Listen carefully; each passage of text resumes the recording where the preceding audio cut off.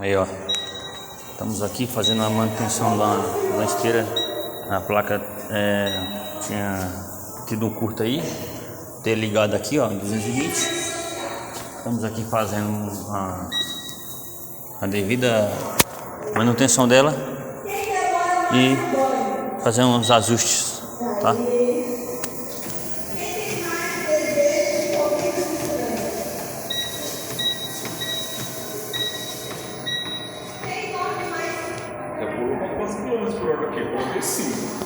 Aí, programado, né? Pra correr.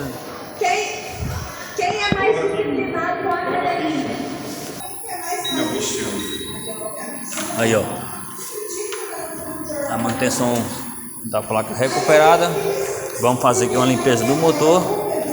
Lembrando que eu faço esse vídeo sempre, ó, mostrando pra vocês o cuidado com a limpeza, tá? Isso aqui, ó. Isso aí, galera. Esteira bacana, show de bola.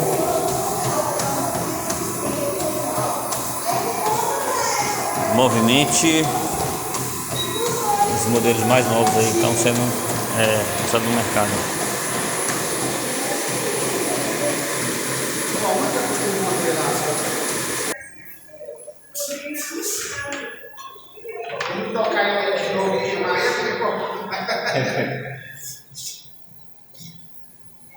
Tudo funcionando ok.